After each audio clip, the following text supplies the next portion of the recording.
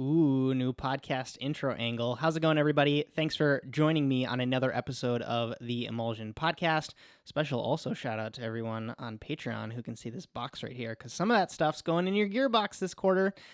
Today's guest is Natalie Popkave, also known as Bee and the Baker on Instagram. I was very, very excited to chat with her because she's in this really fantastic inflection point in her kind of journey of going from baking professionally and then going into kind of doing her own project under her own brand. Her face is on the logo, and I think that really resonates with a lot of the DMs that you folks have been sending me as far as like, do I make the leap? I have a previous career and I want to go into something food related, and we definitely go into a lot of those conversations in this interview. She gives a lot of great insight, and if you stick all the way down to the end, we do taste some of her work macaron style. So without any more introduction, this is my interview with Natalie Popkave.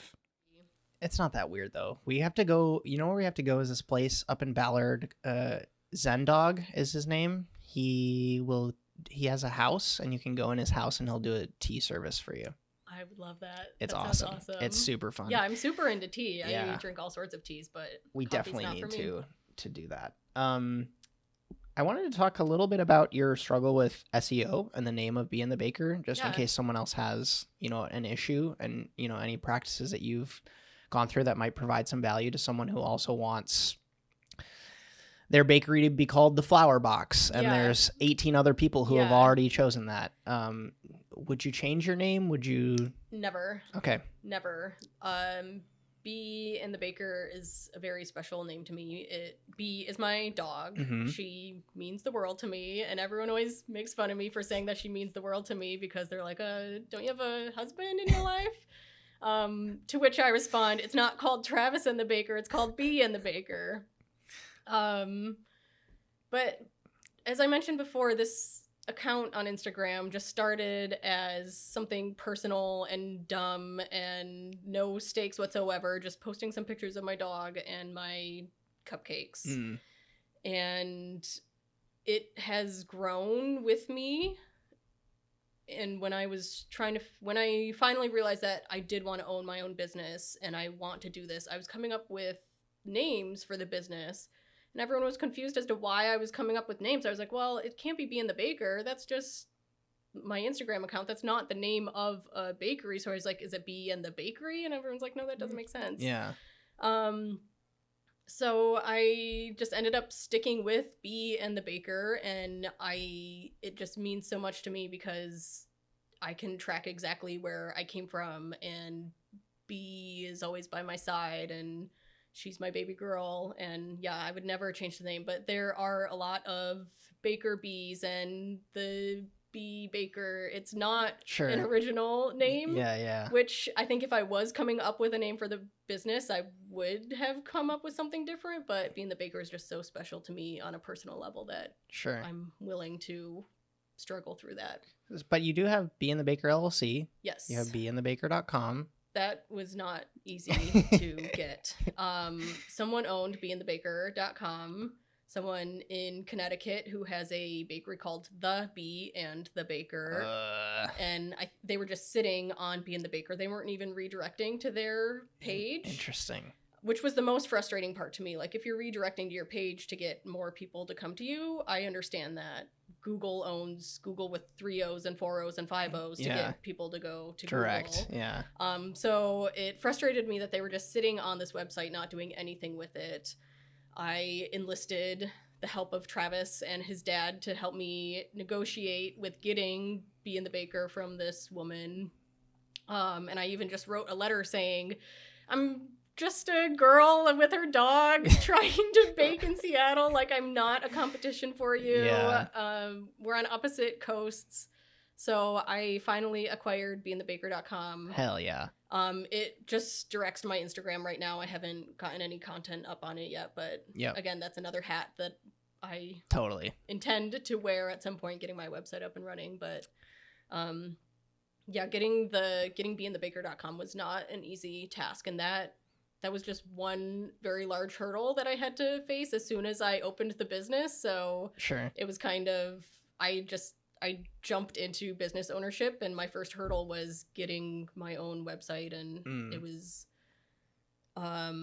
very telling of the hurdles that I will face in this business ownership. Totally. But that's a great test because it's just you, right? So I think that if people run into these struggles when they have other people that they can either like, it's a good test of humility, right? Because it's like a lot of people see entrepreneurship and having a business as like you're the boss, you tell other people to do things, but then like when you're sitting by yourself and there's nothing you can do, but there's this issue in front of you, it's very telling. Like, it teaches you a lot about yourself and how you overcome. I have learned so much that I did not know that I was going to. I know different laws in Seattle and permit numbers and totally accounting things that I never thought I would know. So yeah, definitely still and always learning. Totally.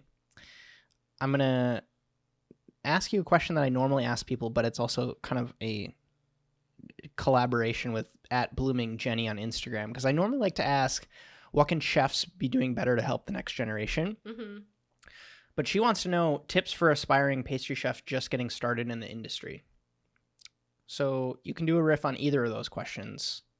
How can current people who have a lot of experience be helping more with the next generation coming up? But then maybe that's coming from you to Blooming Jenny, tips for aspiring pastry chef just getting started. Yeah, well, it depends on how pointed this answer can be, depending on how far into the industry you are. But as you heard, I started from nowhere. I started with my personality and my drive and my passion, and that is something that you can't teach someone. So if it's just a passion project for you right now and you have nowhere to go, apply somewhere and do what I did and say, like, I don't have experience, but I want this job and I can follow a recipe. I know how to read. I can sweep floors. It's kind of like staging in a kitchen. I think it's important to put yourself out there, and you can always teach someone how to make pastry cream. I learned how to make pastry cream at some point. I didn't know how to do that coming into this first job that I had, but I knew how to be a good teammate, and I knew how to be a good listener and follow instructions and directions. And I think that's more important than anything with any job, not even just pastry, is just having a good work ethic is not something that you can teach. But growing your skill set and whatnot, if you are having trouble getting into a place that you want to work in, I have cookbooks on my shelf too. I'm not immune to learning, so I pick up books from bookstores and I work through recipes, and I am constantly trying out new recipes and learning and growing. So try a recipe that intrigues you, or if you see, I mean, I don't share my recipes because they are part of the business, but if you see something on my Instagram, like a frangipane, Google frangipane. There are 100 recipes out there. Work through 5 of them and see which one works best for you and your style and your kitchen and your palate. I would, just go for it. Just keep doing what you're doing. Totally. And I think that's important to acknowledge when you don't have skills to bring to the table and you don't have like a brand to bring to the table with a business. I think what you can contribute is your time and your go-getter attitude. Yeah. And I think I would say that's more important than anything. Totally. And I think, yes, you're going to spend time in the kitchen with them if you get this position, but then it's also going to be, if you go home and, on your day off, spend 2 hours making frangipane. Yeah. Or if there's a recipe that you have at work that you just can't quite figure out, or if there's something that your pastry chef was making that you're curious about, try it in your own time and come back the next day with your findings and say, like, this really worked for me. Totally. Or like, it didn't work for me. Yeah. And I also think, to add on to that, when you are going to these places and requesting a position, part of that having humility is expecting to get a no from 9 out of 10 of them. Definitely. And then if you go into it with that mentality, then it's not so bad when you get told no, because it's like, I was expecting to get 9 no's out of it. I have 10 people on my list, 9 of them are going to say no. And if you go in with that expectation, then it's just a bonus if 3 of them say yes. Yeah. And there are waves of hiring in pastry. Christmas is always super busy, so bakeries are always looking. That's especially when they're looking for part-time help. So it might be better to try for one of those busy times when they just need hands to roll out cake pops or what have you. Right. And the wedding season is always pretty busy too. So keep an eye out for these kind of waves of needing people in the industry. Capacity. Yeah. I'm going to collaborate on this question with our friend Obelicious. His question was, if you could only bake one thing for the rest of your life, what would it be? But I'm going to twist that with your experience that you talked about with this large volume catering business. Mm-hmm. Is that in this one weird hell that exists, you get back at that job and you're on one station for the rest of your life. Oh gosh. What station is it where you would actually maybe enjoy it? Okay. Making the same thing every single day. Thousands a week. Oh, that's tough.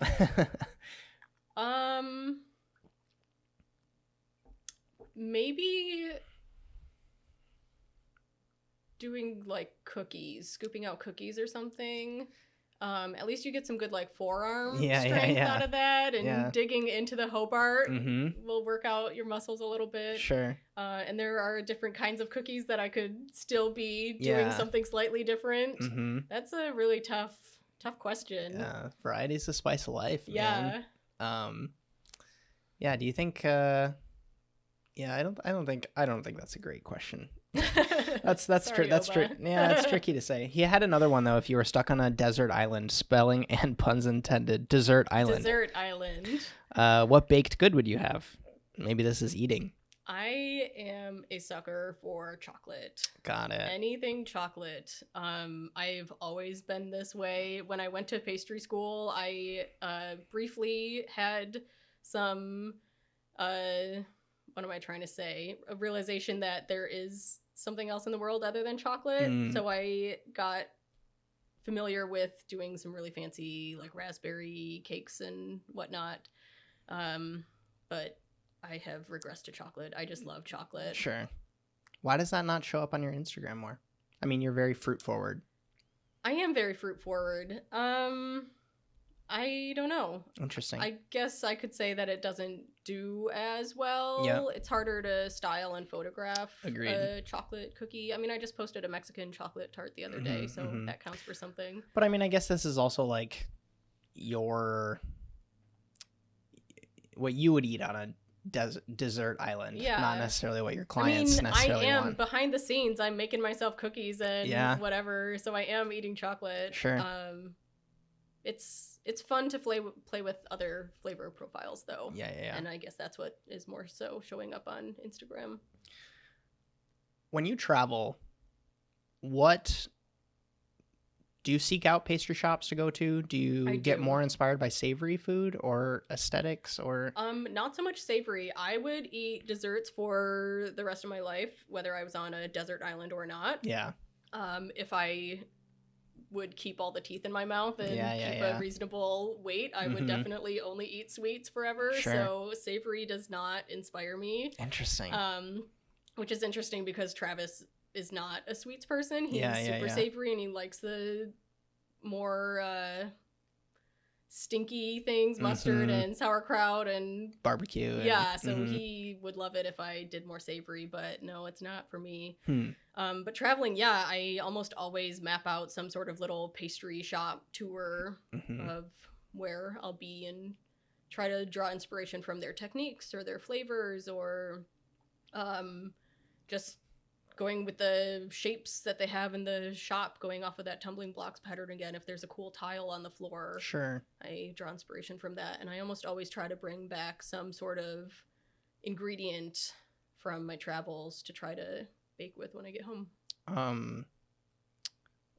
When you will go to a pastry shop, is there... So I have a friend who would go to a bar and he would always order a daiquiri at the bar to test the skill of the bartender. Yeah. Because it's such a simple drink. It's lime, sugar, and rum. and to do it well is not easy. Mm-hmm. Is there something that you'll do at a pastry shop to? I wonder how their blank is.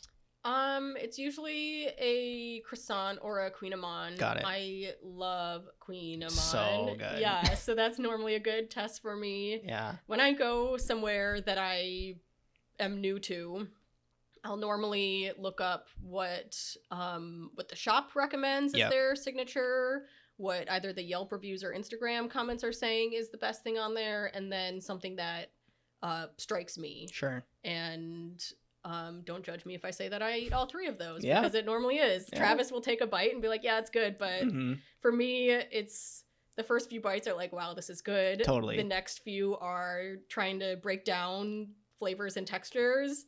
And then I just enjoy eating the rest of them. I think you, me, Anna, and Travis need to go on a trip together, because then you and I can do pastry shop things and they cannot. Yeah. Fun fact, Anna does not like sweets either. Wow. So that is a surprise to me. It's very hard because I'm a sweets guy and it's really hard when she takes one bite and here's the rest. Yeah. All of our friends say that my talents are wasted on Travis because he's not reaping the benefits. Sad. But his coworkers, when I'm just baking for fun, I send things into work with him and his coworkers love me. They disappear. Yeah. There are a couple of rapid fire questions I want to do with you, but do you want to chat on these? Because as your friends and as Anna loving your stuff, where you just dropped off. How many did you drop off? 48? 4 dozen? Yeah. 48? That sounds about 48 right. macaroons. But you brought extras. Brought some extras. I don't know, Joe, is that showing up on the screen here? Can you want to chat us through some of these? Anna requested champagne, strawberry, and pistachio. Her parents follow me on Instagram, which I think is great. So that's great. I think they requested the macaroons because they knew that I enjoyed making those. What I really thought was interesting with your pistachio ones is that it's 100% pistachio flour. Yep. Interesting. Yeah. Why not do half and half? Why not do... I think I first made pistachio macaroons for a friend who is allergic to almonds. So I just couldn't do half and half. I just did a 1-to-1 swap just to see if it would work, and it did. So yeah, these there's no sense in these fit right in. There's no... So when you... I mean, these are immensely popular for you, right? Like you do quite a bit of these. Yeah. This is the small size, or this is the normal size? Normal size. I don't really do different sizes. Got it. I consider them a 2-bite macaroon. I know there are some pastry shops in the area that have 3-bite macaroons, and I like this 2-bite size. I don't want to give too much ASMR, but I do want to eat these. I am... somebody keeps calling me. So I have a question that I try to ask everyone, and especially with all of your traveling, I'm interested to see what you have to say. You somehow get a call after this interview that you've just won an all expenses paid trip to eat at your dream restaurant, and when you get there, there's someone you always wanted to talk to waiting to have dinner with you. I should have been prepared with this. I know that you asked this question. What is that restaurant, and who is that person? Okay, it would be with Cedric Grolet, French pastry chef, at his place. Whoa. Yeah. That would be crazy. Travis and I were in France last year, and somehow I did not even consider to look into his shop. Sure. I made my pastry tour like I always do, and it just never occurred to me that he's there. So we last minute tried to get reservations for his tea service, and we weren't able to, of course. Who's gonna be able to get in a week beforehand? But we were able to go to the bar in the hotel that he works in, and we got some of his desserts there. So I was able to fulfill some of that dream by eating his desserts, and I had my eye on the pass through the kitchen the whole time. I was not paying attention to my conversation. I'm sorry, Travis. I did not get a sneak peek of Cedric, but yeah, it would absolutely be with him eating his desserts. What would you ask him? I mean... nerding out with him would probably be great, but like, is there anything where you're like, I don't know, would you say advice for me, or like what would you do if blank. I don't know. I don't I know, honestly but I don't would know. ask him. I Yeah. would just Just let want to him hang out. Yeah, let Yeah. him talk through his Mhm. inspiration for all of these fruits and things. Mhm. And you just sit there and bat your eyes Mhm, over and yeah. over and over again. Actually, I should ask this one. Is there a book that's been particularly impactful? It doesn't even have to be baking related. Maybe it's an entrepreneurship book or. Yeah, there are 2 books. Yeah. They are baking related. Mm. I love all of the books on my shelf, but there are 2 that I gravitate towards. One is the Flavor Bible. Mhm. I think if anyone wants to get into baking or cooking, not even professionally, just if you want to hone your home skills, the Flavor Bible is my Bible. Immensely helpful. Yeah, it goes through all of these flavor components and ingredients and breaks down what season they are and where it kind of hits on your tongue, whether it's warm or spicy or sour. And it breaks down every common ingredient that pairs with it, Mm-hmm. which is great for inspiration too. Sometimes I'll see that I have pears in my fridge. Just pulled pears out of my head because I realized that I was saying that a lot. And of course you can do caramel, pear, or something like that, but trying to find something different, I will cross-reference pears in the Flavor Bible, or even I'll go deeper than that and see something that pairs with pears, and then see what pairs with that. And maybe that doesn't specifically goes with pears, but it's interesting enough that maybe it'll work. And I think that's how my menu development kind of comes out, is by pushing those flavor combinations a little bit outside of what is expected. Totally. So that one I would say should definitely be on everyone's bookshelf. And the other is Brave Tart. Got it. I love Stella Parks. She is a scientist. Maybe that's why I love her so much.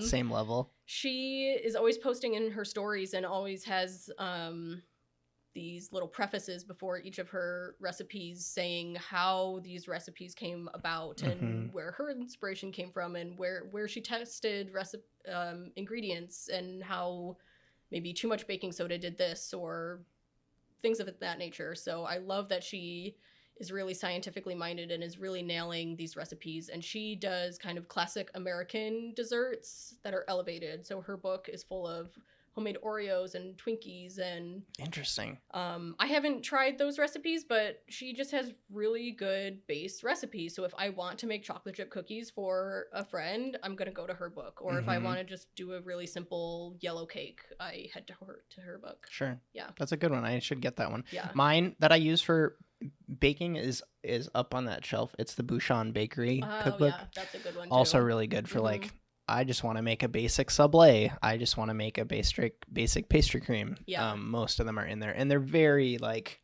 you should temper the eggs to this. Like you should take your eggs out of the fridge and make sure that they're not cold because XYZ. And for someone like me who doesn't play around with that much eggs and sugar and flour all the time, it's very, very helpful to have those like little Brave Tart is really good about giving you the process, but then also giving you visual cues. So sure, I can say cream the butter until fluffy, but if you've never made cookies before, you don't know what fluffy is, or if you're at fluffy or past fluffy. Yeah, so she's really good about saying what it is that you're looking for. That's interesting. Is there a technique that you're still intimidated by in the kitchen, pastry-wise, where it's like, I'm still not good at that? It's a little embarrassing to say, but I would say that my knife skills are not where they should be for a professional. Yeah. My knives are not that good quality. I have a few good knives, but our knife block, Travis and I bought when we moved to Seattle when we were 22 years old, and the whole set was like $50. So we thought like, wow, that's gotta be nice because that's expensive. But it came with 4 knives and the block itself and the scissors. So when you break that down per knife, that's like a $10 knife. Cheapo. So they're not sharp, and I sharpen them all the time, and they're just so low quality that they don't hold an edge. So that's what I have to work with. I know I keep intending to improve my knife selection, but yeah, I would say that my knife skills are not where they should be, and it's a little embarrassing. There's calling me out, Justin. No, it's always good to one, make people know that you're not stepping up to bat and hitting a home run every single time with everything that you do. I think it's important to let everybody know that, especially with solopreneur stuff, there's a lot of struggles. There's a lot of obstacles. There's a lot of things that you have to be a rational optimist, and you can't be delusional. You can't think that everything's perfect, even though it's on fire. Yeah. But I think it's important for people to hear that everybody has things that they're not good at. Yeah, I mean, they're fine. I get by. Totally. I would say that my knife skills are better than Travis's. Yeah. But I have enough knives lying around here that I should just send you home with one. And then we should do a collaboration where you teach me something with baking and I teach you something with knives.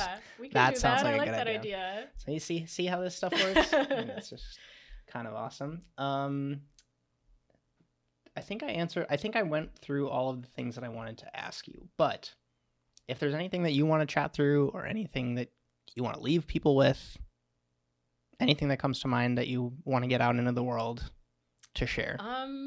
I've been really enjoyed talking with you. Same to you. And yeah, my platform is only on Instagram right now, so those of you who are on Instagram, thank you. And I'm not elsewhere.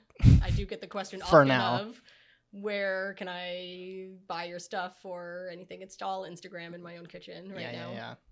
We're working on solutions for that to get you into more scenarios. Okay. Well, we're going to taste these. And I really hope that Anna's family enjoys them. I know they're going to. But yeah, thanks for being on the show. Thank you. So what's inside this one? Champagne, strawberry, pistachio, buttercream. How do you make strawberry buttercream? I have been using jam. Mm-hmm. And I recently bought freeze-dried strawberries to enhance the flavor a little bit. That's so smart. The champagne, I reduce champagne. It is real champagne in there. I've tested champagne flavors and powders and things, and they just don't taste the same. Wow. And this one? Pistachio. Pistachio buttercream. Yeah, so there is pistachio in the shell and then pistachio paste in the buttercream as well. Mm-hmm. Crazy how well this texture holds up. The all pistachio flour? Mm-hmm. I mean, those hit the nail on the head for me with what I look for in a macaron, with like the shell cracks just a bit, but then it's chewy. Mm-hmm. I mean, that's what I like in macaron. Some people like it like Some really people like brittle, it really crunchy. Yeah, I don't like that.